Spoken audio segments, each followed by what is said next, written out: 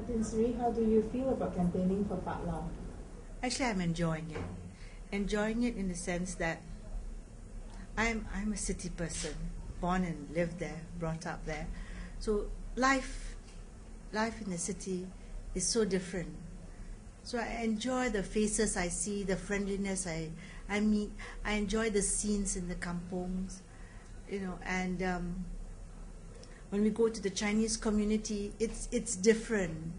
When you meet the Indians, it's different. It's very different. I have a lot of Chinese and Indian friends at home, but they too are the city people, so it's different. The atmosphere is different, and people are actually very warm. When you go into the kampongs, they offer you all the fruits on the tree. You want to jump and pluck the mangoes and pluck the jambus, and it's so fun. I think it's an eye opener for me, not to take things for granted.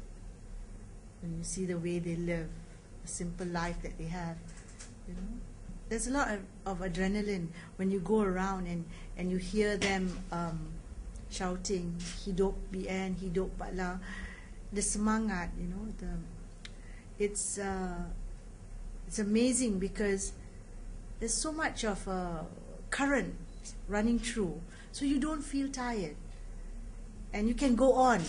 And actually, it's only when you have some space and you come back and rest for a while, then you feel tired. But when you're out there and you hear the buzz and all the shouts and you feel good. You feel very good. And you see the hundreds of motorbikes, sort of riding beside you with waving the flags, and it's such a nice feeling. It's like Merdeka, the Merdeka celebrations that we had this year. Everyone shouting Merdeka and carrying our flags and being patriotic. That's how it feels. We're based here in Kepala Batas, and but we travel. Like tomorrow we go to Sabah. We've gone to Kelantan, to Terengganu. We've gone to Malacca. So go back to KL, but come back here all the time. The minute you have, like for example, if you're on the plane, like yesterday we were in Lembah Pantai, and it was really that was full of excitement in the downpour, heavy downpour, and yet you can hear the shouts above this heavy rain. That's so amazing. And then by the time we went back, we were still all really all fired up. But the minute we got on the plane and we were quite relaxed, then you begin to feel tired. Like I say, it's when you do nothing and you're relaxed, then you automatically feel tired. And there's some programs that I may not be involved in, like interviews or press conferences. So sometimes that happens in the morning, because it's to go out at 10 o'clock or 11, people are not ready to come out and listen to what Allah has to say. It's a little too early. Some of them have gone to work. So actual programs, well, for me, to start going out with Patla is normally around 11 o'clock, 10, 11 o'clock. And if we're traveling to the other states, then we can start as early as 7 something. Oh yeah, we also went to Kedah, yeah, quite a lot of places actually.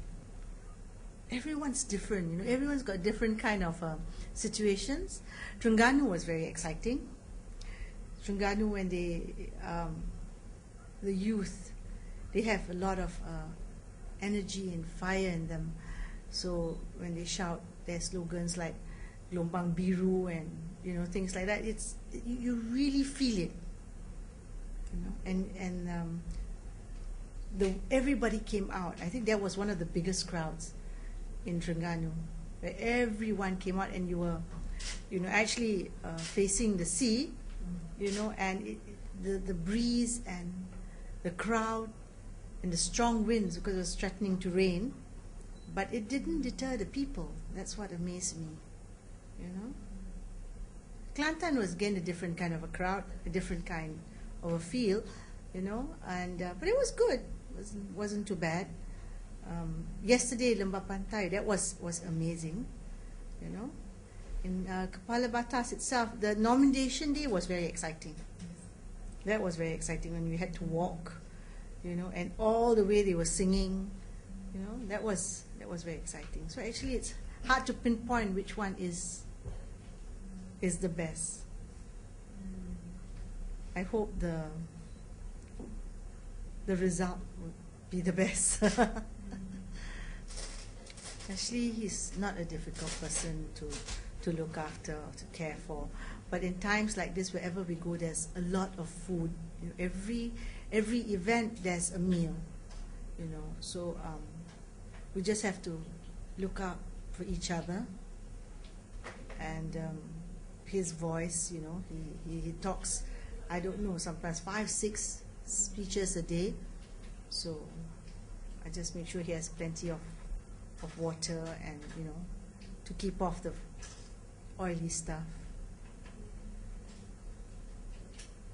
It's amazing that here, although you don't get as much sleep as you would on a normal day, but even that short sleep is enough to sort of re-energize your body, you know. Somehow or other, even though wherever we go, sometimes when we come back, he needs to sit with his officers and they need to brief him on what's happening and, you know, in other states and things like that. So that can carry on till quite late. But he seems to, it doesn't bother him. When he goes to sleep, he has a very good sleep and wakes up fresh and early in the morning. We're never very far from each other, and most of the time I'm with him, except for, like, I had to go to Malacca yesterday to plant a tree, but he was in Putrajaya doing some work, and you know, we came back and then we eventually came back here together. So I think we both keep very busy schedules at the present moment, but we know where each other is, and if it's necessary, then we'll communicate. Otherwise, we're okay. Like, he's in Kelantan right now, you know, so you know that you can't disturb him. You won't know where he is at the moment, so I don't think I should disturb him. It's amazing. It's like I'm this new face. A lot of them want to see, so it makes things easier. So, but you know, I enjoy meeting especially the people in the kampongs, and even like the old folks. I like old people, and I like children, and I like listening to their stories, you know. And when we go into the kampongs and we have time, they always have something to tell you, and they're very, very friendly, you know. So it's very interesting, and they're very curious about me, of course. So they too have a lot of questions to ask.